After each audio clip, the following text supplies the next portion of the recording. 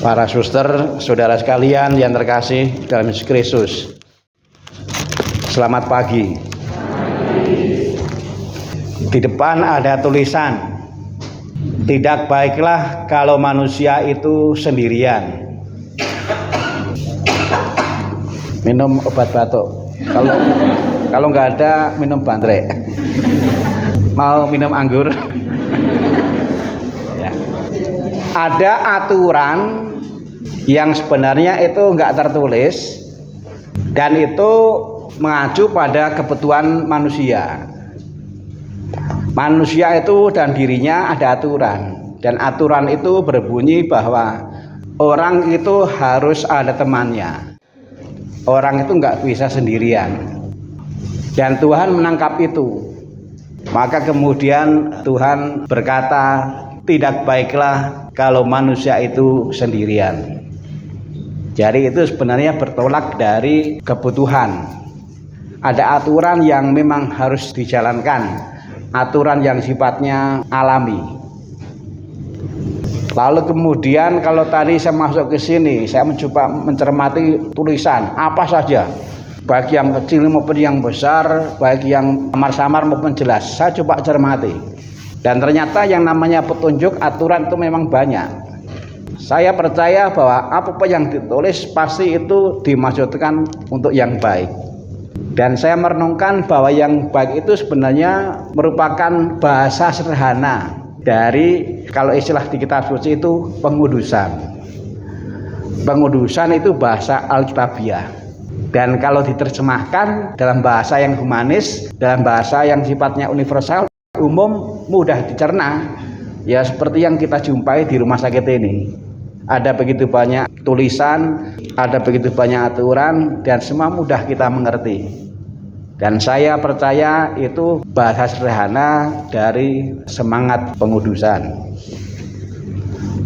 Lalu saya ingat Rabu kemarin itu di Senayan ada demo para kepala desa. Dr. Sigit nggak ikut ya? Nggak ikut. Saya juga nggak ikut. Anak ikut. Kalau Nana nggak ikut karena kepala keluarga bukan kepala desa. Mereka itu demo. Nanti di sini ada demo ya, mungkin demo masa ya.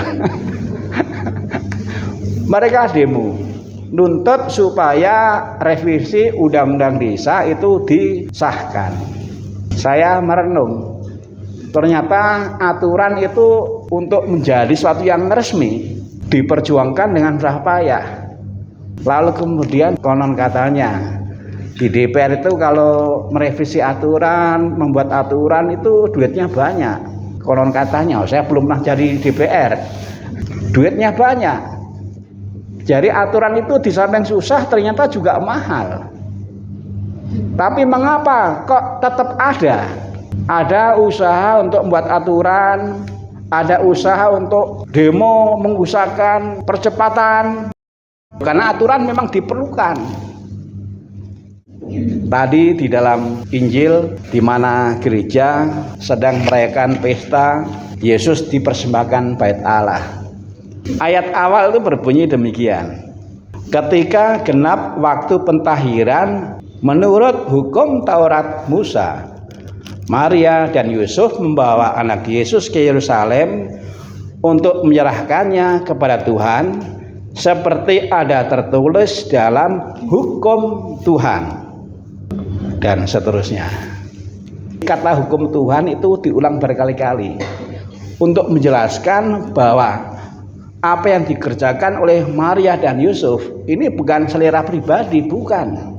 Ini karena hukum Tuhan. Jadi kalau bicara soal aturan, memang ada aturan yang dibuat oleh manusia, tetapi juga ada aturan yang dibuat oleh Tuhan. Dan dalam Injil tadi dikisahkan mengenai bagaimana Maria dan Yusuf itu taat pada hukum. Hukum Tuhan ditaati. Tak terkecuali hukum soal pentingnya pengudusan. Yesus dibawa ke bait Allah supaya dikuduskan. Dikuduskan berarti direlakan untuk digunakan oleh Tuhan supaya bisa menjadi petugasnya Tuhan. Itulah maksud dari dipersembahkan Yesus ke bait Allah, supaya dikuduskan, supaya digunakan oleh Allah, supaya menjadi petugasnya Allah. Dan kita tahu Allah itu hanya satu kehendaknya, yaitu keselamatan. Saya tuh merenungkan betapa indahnya kalau semangat ini diselami dengan baik, lalu kemudian memang menjadi daya dorong, menjadi bahan memotivasi, supaya kita pun juga menyerahkan hidup kita, perilaku kita, cara berpikir kita, cara berbicara kita, sikap hati kita, pokoknya diri kita seutuh-utuhnya, tidak ada yang lewat. Bahkan juga tercakup hal-hal yang memang dalam jangkauan kita. Saya renungkan betapa indahnya ketika semua itu dihayati. Ini saya persembahkan kepada Tuhan, ini saya kuduskan, ini saya khususkan, supaya ini sungguh-sungguh digunakan oleh Allah untuk rencana keselamatan. Saya merenungkan ini. Kalau ini direnungkan, kalau kemudian dihidupi, betapa indahnya hidup bersama, betapa indahnya sebuah pekerjaan, betapa indahnya sebuah pelayanan. Karena apa? Karena akhirnya kita menghayati apapun yang kita kerjakan itu adalah bentuk pengudusan. Itu dilakukan oleh petugas-petugasnya Tuhan. Saudara sekalian yang terkasih dalam Yesus Kristus, saya tadi datang nggak batuk, sekarang batuk, ketularan. Saya sangat terkesan oleh kata pemazmur, firman-Mu pelita bagi kakiku dan terang bagi jalanku. Saya renungkan, makin hari ternyata kok makin terasa, makin hari makin terasa bahwa firman adalah pelita bagi kaki dan terang bagi jalan.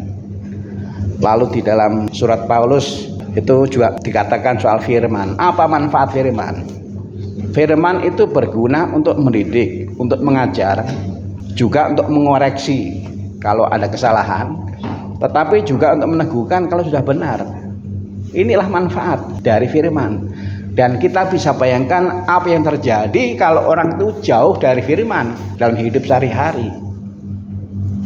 Kemarin dalam misa pagi saya bilang, firman kitab suci sabda Tuhan berlakunya itu bukan hanya dalam peribadatan, tetapi juga berlaku di luar peribadatan, di luar misa, ketika kita menjalani hidup sehari-hari dengan macam-macam aktivitas.